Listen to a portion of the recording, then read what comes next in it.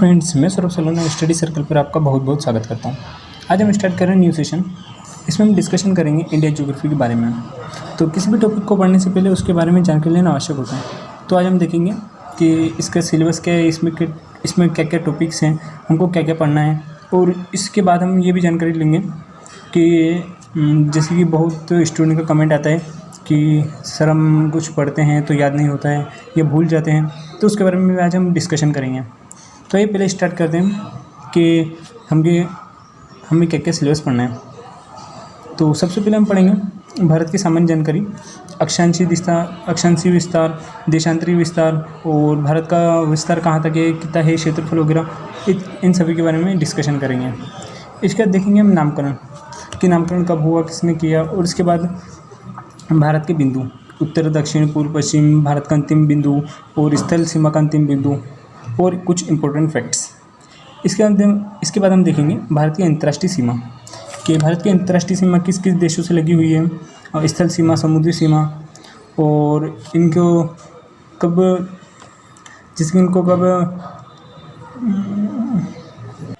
बनाया गया है और किसने बनाया है, किस सन में बनाया है, और इत्यादि के बारे में जानकारी लेंगे।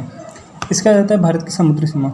जैसे कुछ देशों के साथ भारत की स्थल सीमा होती है, कुछ की समुद्री सीमा होती है, कुछ की दोनों कमांड होती है। तो इसके बारे में भी हम देखेंगे। इसके बाद आता है चैनल और जल संधि। अधिकतर स्टूडेंट चैनल और जल संधि में एक ही समझते हैं, पर दोनों में पर्याप्त अंतर होता है, और इसके बारे में भी हम देखेंगे और विभिन्न चैनल और जल संधि को देखेंगे। इसके बाद आता है भारत के द्वीप, जैसे कि अंडमान निकोबार द्वीप समूह, लक्षद्वीप और इत्यादि के बहुत छोटे छोटे द्वीप समूह, इन सभी के बारे में जानकारी लेंगे और इन पर रह रही जनजाति इत्यादि के बारे में देखेंगे। इसके बाद आता है टॉपिक भारत के बंदरगाह। जैसे कुछ बंदरगाह हैं या बहुत सारे बंदरगाह हैं वैसे तो उसमें से कुछ तो बुक्स में दिए रहते हैं या अदर जो चैनल वाले बताते हैं, पर हम ऐसे ऐसे बंदरगाह के बारे में बताएंगे जो इम्पोर्टेंट है और एग्ज़ाम में भी आते हैं, और अधिकतर वो किसी को जानकारी नहीं होती, जिसकी वजह से हम एग्ज़ाम में रह जाते हैं, मतलब सिलेक्शन नहीं हो पाता है।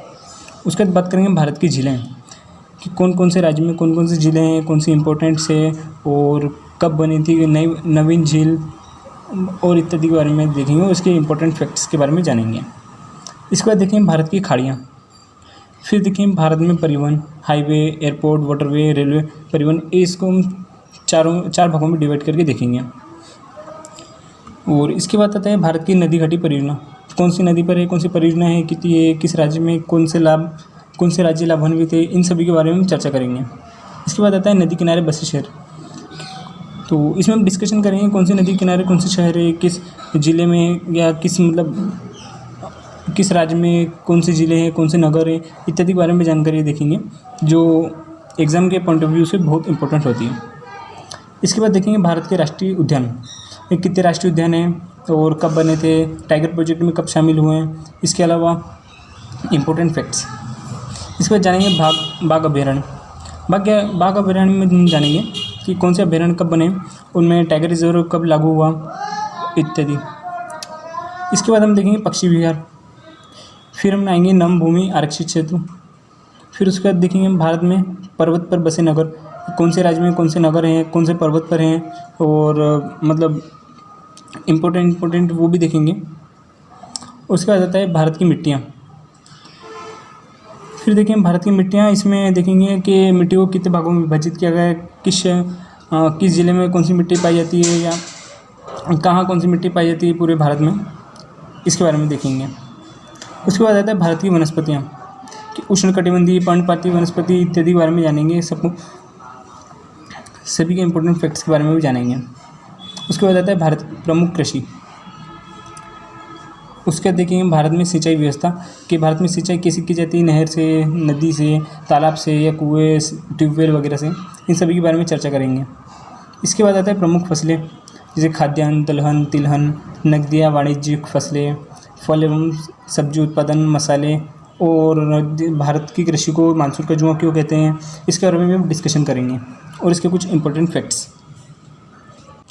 फिर हम देखेंगे फसलों में रोग, कौन सी फसल में किस कारण से, किस कमी से कौन सा रोग होता है, इत्यादि के बारे में।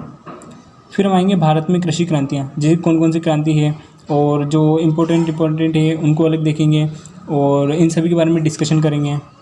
इसके बाद आता है फसलों का जन्म स्थान, कौन सी फसल कहाँ से आई है, जैसे कि गेहूँ कहाँ से, या भारत से या अन्य देशों से, इन सभी फसलों के बारे में देखेंगे जो अन्य देशों से और सब दूर से।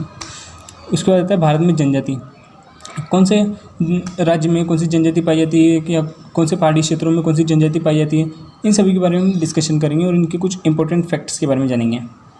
भारत में खनिज संपदा, भारत में खनिज पेटियाँ इत्यादि के बारे में भी जानेंगे। और इस पार्ट को हम 4 भागों में डिवाइड करते हैं, धात्विक खनिज, अधात्विक खनिज, ईंधन, परमाणु ऊर्जा खनिज, और भारत की प्रमुख खान और खनिज भंडार और उत्पादन, 5 भागों में डिवाइड किया गया है।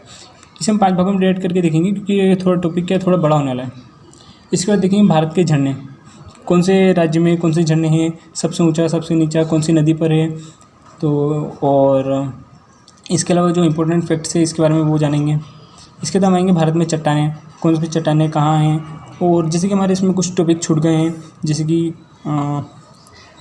नदियाँ, पठार, पर्वत और बहुत से टॉपिक हैं। इसे हमारे कुल 30+ टॉपिक होने वाले हैं जिसके बारे में हम डिस्कशन करेंगे पूरी वीडियो में। और हाँ, हम जानने वाले थे कि कुछ स्टूडेंट का कमेंट आता है कि ये सर हम याद करते हैं भूल जाते हैं या याद नहीं होता है। तो इसके लिए एक उपाय है कि जब भी अपन याद करें तो याद करने के बाद उसको रिवाइज़ करना बहुत ज़रूरी है। जब तक हम रिवाइज़ नहीं करेंगे जब तक वो चीज़ याद नहीं रहती है। ये हमने पढ़ लिया, याद कर लिया, उसको छोड़ दिया, फिर 15-20 दिन बाद पढ़ना, तो इससे थोड़ी याद होता है। इसके लिए हमें उसको बार बार रिवाइज़ करना ज़रूरी है। कोई भी इंसान हो तो भूल ही जाता है, इसलिए उसे रिवाइज़ बार बार करना ज़रूरी होता है। तो बस आज के सेशन में इतना ही। अगली वीडियो में देखेंगे कि कौन सा टॉपिक स्टार्ट करना है।